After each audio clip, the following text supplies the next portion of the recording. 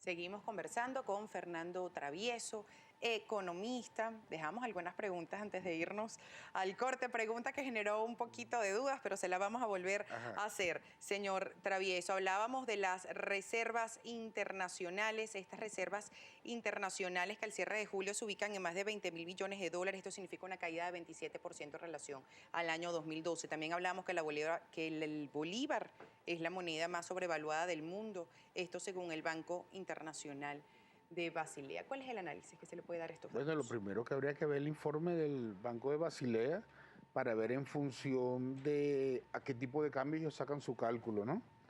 Y segundo, ha habido una caída en cuanto a las reservas internacionales, gracias a Dios, que tenemos todo un soporte en lingotes de oro, que es una de las posibilidades para el incremento y el fortalecimiento del bolívar.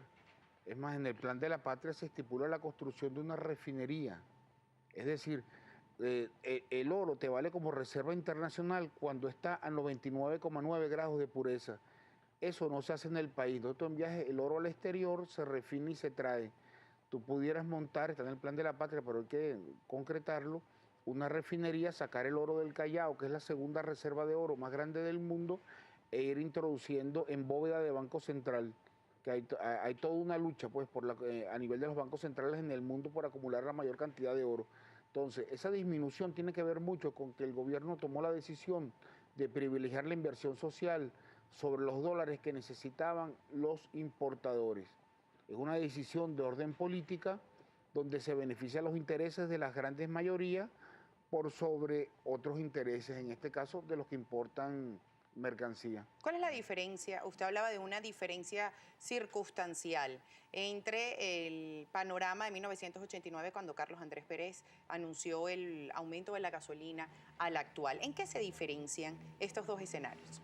Claro, Carlos Andrés no solamente anunció el precio de la gasolina, sino de todos los servicios públicos y colocó las reservas de oro de Venezuela en el exterior como garantía de un crédito que le daba el Fondo Monetario Internacional por 3.000 millones de dólares. Entonces el Fondo Monetario Internacional era el que estipulaba las medidas a ser tomadas, el llamado paquete económico.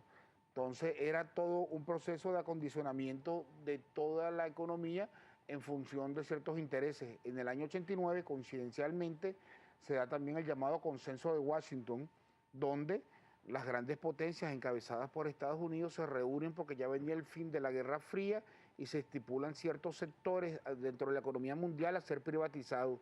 Y dentro de la privatización estaba el sector petrolero. Entonces se compagina todo el paquete del Fondo Monetario Internacional con la privatización de los sectores estratégicos, en este caso el petróleo. Entonces, era todo un paquete que acondicionaba en el año 89 la economía venezolana en función de la privatización de sus sectores estratégicos.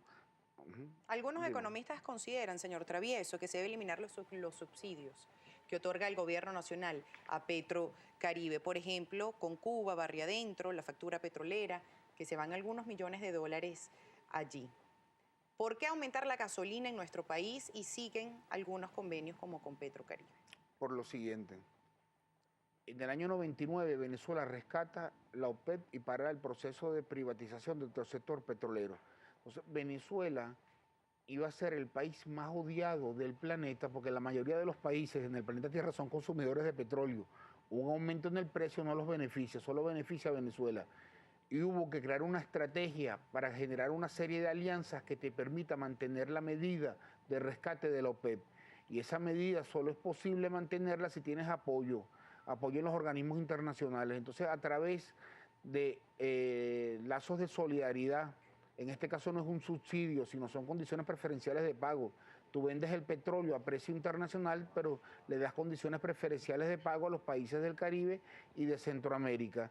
Y ellos te dan solidaridad para tú como gobierno independiente puedas mantener la política de alineamiento con la Organización de Países Exportadores de Petróleo. Entonces, toda una estrategia de orden global para apuntalar al gobierno y darle solidez para mantener una decisión que no beneficia a ningún país, excepto aquellos que son exportadores de petróleo. Antes de pasar con Gabriel López, que tiene preguntas del Twitter, usted dice que estos convenios con Petrocaribe hace para que exista solidaridad con los otros países y así Venezuela no se convierta en el país más odiado. pero Ujú. más odiado, solidaridad y la economía ha caído. Es decir, la economía venezolana cayó 4,5% en el primer trimestre del año 2014. Es la primera vez que se presenta con signos negativos desde el año 2010, cuando el Producto Interno Bruto se contrajo 1,5%. ¿Más odiado o más pobre? Se mantiene la inversión social, van 627.000 millones de dólares. Esa es la gran diferencia entre la oposición venezolana y lo que postula la revolución bolivariana. Pase lo que pase, se mantiene la inversión social. Entonces los sectores populares son beneficiados de la política económica que establece el gobierno venezolano, y cualquier reestructuración dentro del ámbito económico va a tomar como premisa el mantener la inversión social. ¿Y esa inversión social es efectiva? Totalmente Se efectiva. ve en la comunidad cuando tenemos desabastecimiento, cuando tenemos escasez, cuando tenemos inflación. Bueno, yo he comprado en Mercal, yo he comprado en Pedeval y yo he ido a los CDI. Entonces, yo ¿A te puedo usted no le decir, afecta la inflación y todos los centros hospitalarios del no, país funcionan? no, ¿Usted no, se tú me atiende en estás los CDI? haciendo dos preguntas. Sí. Te Bueno, dos contesté. respuestas. Ok, entonces dos respuestas. Muy bien. La primera, sí, beneficia directamente a la población. Y segundo, cuando uno va a locales privados, por supuesto que uno le afecta la inflación porque uno vive de un sueldo. La inflación es un mal que padece la economía y hay que tomar las medidas para remediarlo. Pero cualquier medida pasa por el mantenimiento de la inversión social. Ok. No, que la pregunta en la Ok. que usted había dicho era que usted iba a Mercal, iba a Pedeval y se No, atendía en los CDI. ¿Eso es así? no, tú me dijiste, tú me preguntaste, ajá, tú me preguntaste si la población se beneficia. Sí. Y usted Yo dijo que te usted iba a digo, Mercal y a Pedeval. claro que sí, por ejemplo en Baruta hay un CDI que es una maravilla, en Choao hay un CDI que funciona excelente, en La Trinidad hay un mercal de venta de carne, es decir, Venezuela tiene el sistema público de distribución de alimentos más grande del mundo. Eso es producto de toda la tranca que se ocasionó en la distribución de alimentos durante el paro petrolero.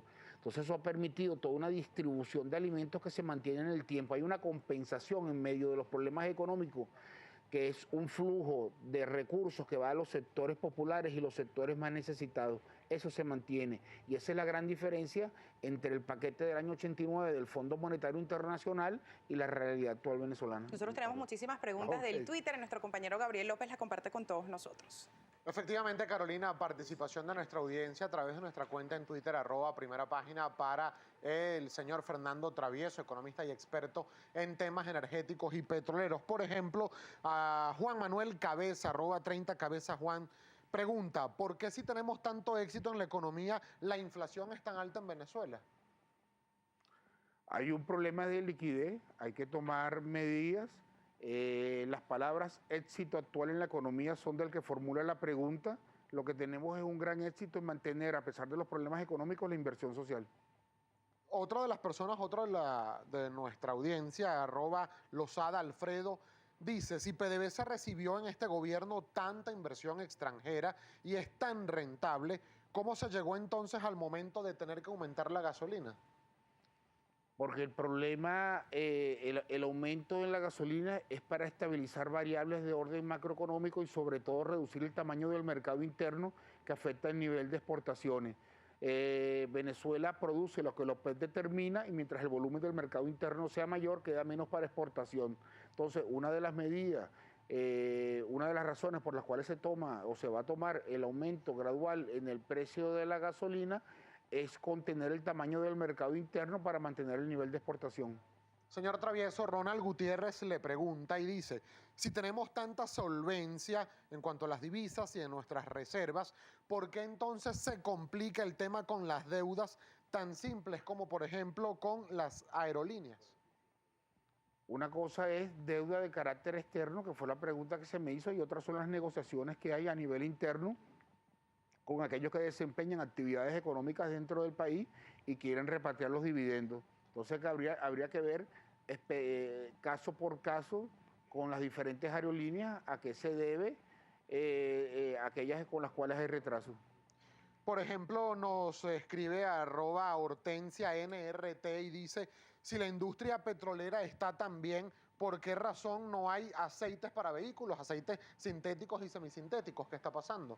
Sí, ha habido una mejora en la distribución de estos aceites, pero habría que ver, y eso ya sería una pregunta que debería responder la persona encargada de la distribución de estos productos a nivel nacional, para tener una respuesta certera, pero a grandes rasgos, Venezuela pasó a ser la mayor reserva de petróleo del mundo por la certificación de reserva. La certificación es una ley que rige primero el mercado norteamericano y tiene impacto mundial, donde solo tienen valor las reservas que han sido certificadas. Hoy sabemos que somos la mayor reserva de petróleo del mundo. Eso era un dato vedado para la población. Entonces, desde el punto de vista estratégico, hay una solidificación de todo lo que es la política petrolera en medio de un planeta que está en pleno conflicto mundial por el control de las reservas. Entonces, lo primero es asegurar soberanía, y eso es para bien de todos los venezolanos, para no vernos en el retrato de lo que es Libia, de lo que es Irak, que son conflictos por el control del petróleo. Señor Travieso, ya tenemos que despedir la entrevista. Sin embargo, me queda una preguntita.